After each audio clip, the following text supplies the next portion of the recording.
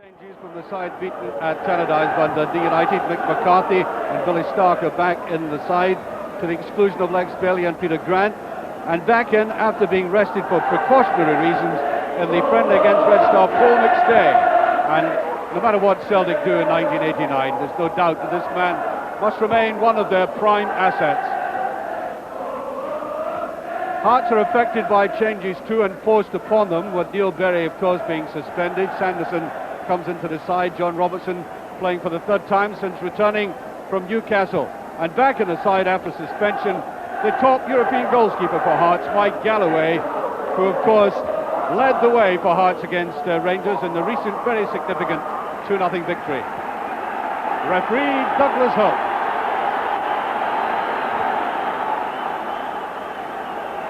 Little bare area of the pitch at Celtic Park, right in the middle. Paul McStay started the action flowing, and John Cahoon getting that. Hearts don't like this ground if you look at the statistics. Not even John Cahoon, who used to play here, because they've only won once since 1969. That was in October '85 when John Robertson, playing here again today, scored the only goal.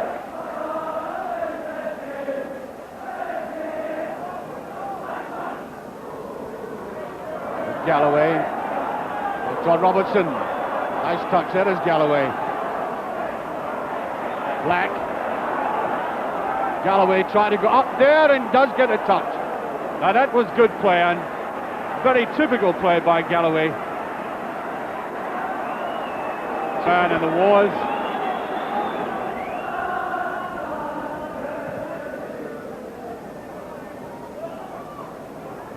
McKinley just getting the side of the head for that. But Celtic are certainly probing this Hearts defence with these very long high balls from Bona.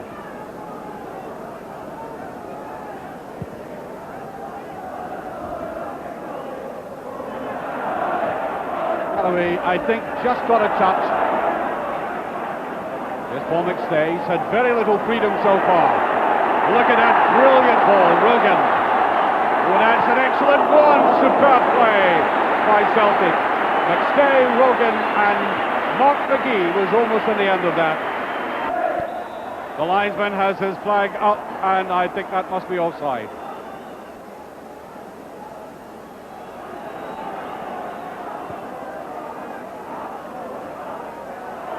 Well, McCarthy just slightly misjudged that, but gets back to it again. Both teams, as I say, sending long high balls through the middle. Mark McGee, seen very little of him so far, but he gets a corner for Celtic.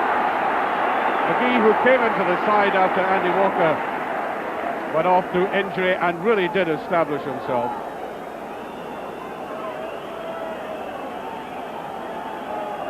David McPherson will be keeping his eye not just on McGee, but Billy Stark,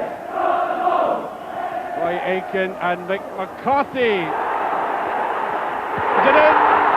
It's the goal, I think. Billy Stark, the ball went over the line, and Stark is getting the credit. 20 minutes gone, 1-0 to Celtic. Now let's watch this again. Watch Stark in the background. Down it went, and there it was hooked round and in, and Celtic, to the delight of McAvenny in the middle of the picture there, go 1-up.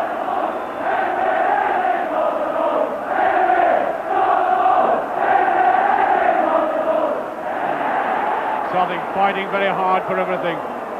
There's Whittaker, perfectly balanced. Sanderson.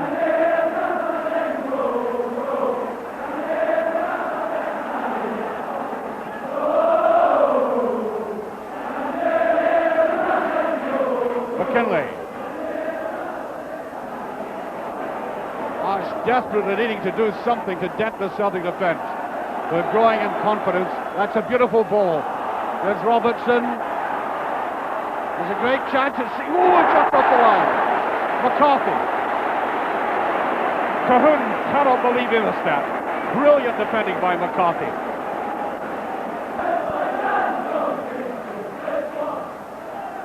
Person is up. Brian. Out come the Celtic defence. There's Billy Stark.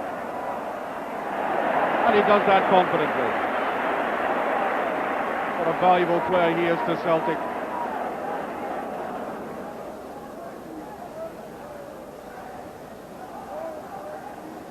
Oh, that's right beyond McCarthy now.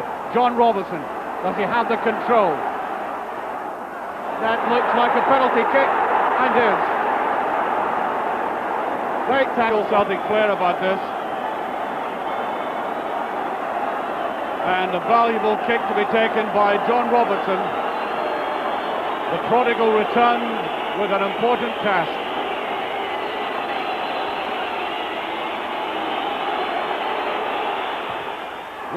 That's it, the equaliser. Beautiful ball by White. McAvaney trying to get a turn. Wills for a penalty, and Rogan almost underneath that ball. McAvaney incensed by that, thinking there was a handling offence. Still complaining.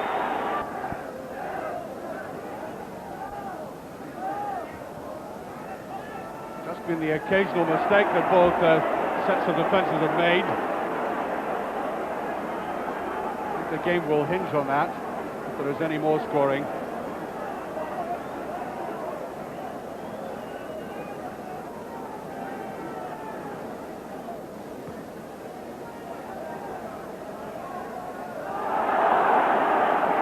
Whittaker just got there, Roy Aitken. No offside. It's a goal. McGee. 2-1. 6 minutes to half time. And the Hearts defence caught absolutely flat.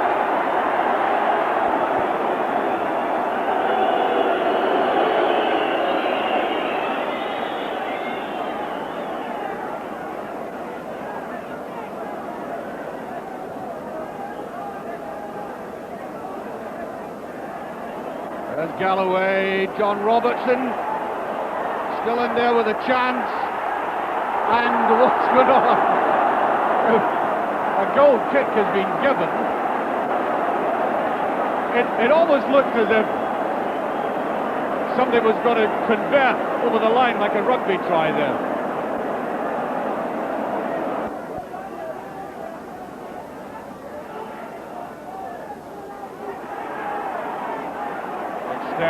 Neat little jink. McGee just away. Urban free kick. Bumped off it by Walter Kidd.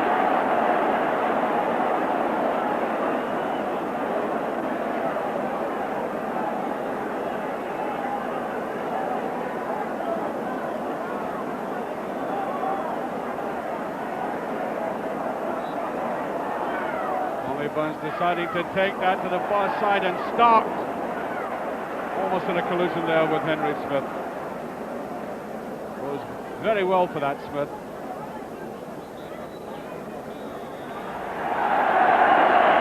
And there goes the half-time whistle off the troop, with a much more contented Celtic team and support for that goal that was scored in the 39th minute by Mark McGee, just at the stage when Hearts looked as if they were coming very strongly back into the game for 45 minutes. Well, you've really got to compliment both sets of players for turning in some excellent entertainment this afternoon. There's been a lot of good football, individual skills, a bit of raw courage, and they are all trying. This very big crowd certainly has had its money's worth, no doubt about that. Stark was always going to get that. Galloway picking up very well. With McKinley. Oh, and he run it out. Seems to take his eye off it. I think he looked up to see where Galloway might end up.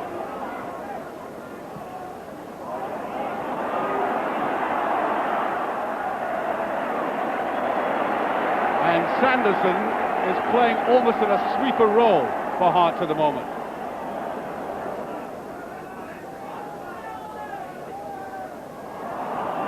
Black.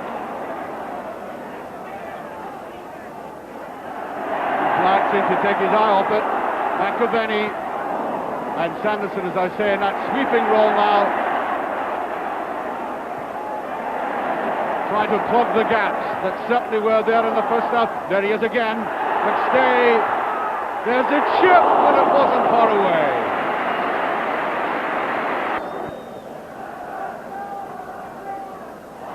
Galloway right over White.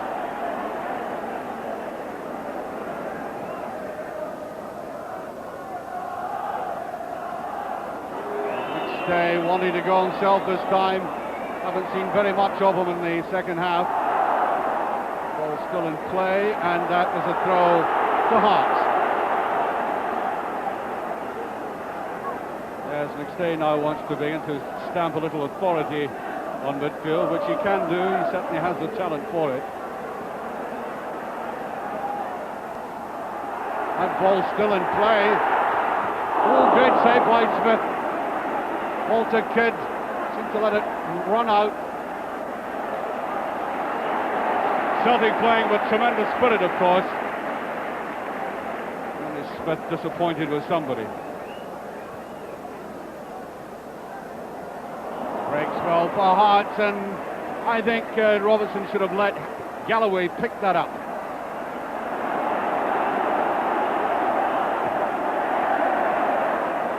McAvenny charges into this. Black is there, and I think Hearts will get a free kick for that challenge on Black. Fighting hard in midfield. Exactly 15 minutes gone in the second half. Celtic still leading by 2-1.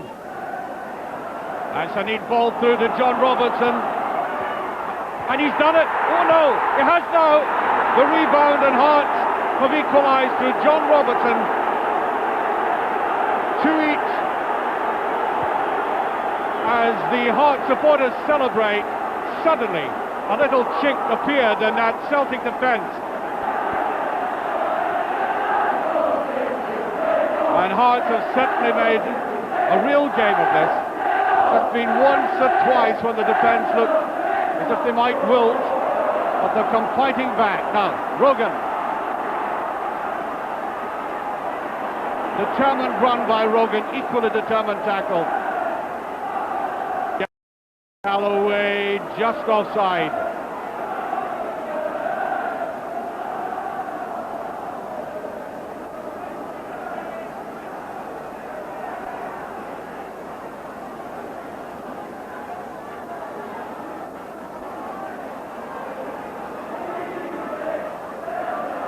McCarthy.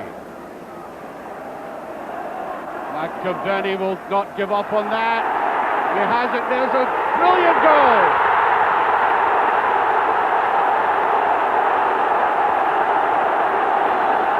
Celtic conviction did that. 3-2. He refused to give up. And that is a lesson to anybody, that you cannot afford to let a talented and skilled player get a chance to win a ball like that.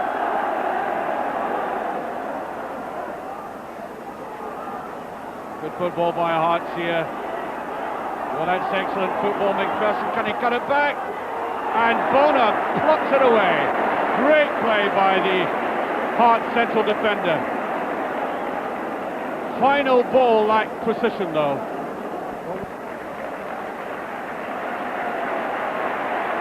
And Paul McStay is going off. I'm sure he's not seriously injured. And Peter Grant, on he comes. Grant, of course, played against Dundee United. Well, that's a beautiful pass to McAvenny. That's all he needs, isn't it? Getting passes from Hearts midfield players.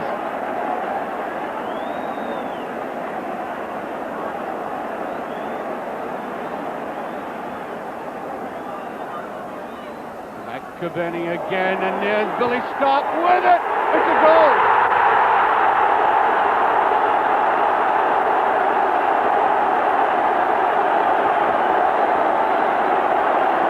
4-2. And once again, McAvenny, the architect of it. Quite astonishing game, this. And there goes the final whistle.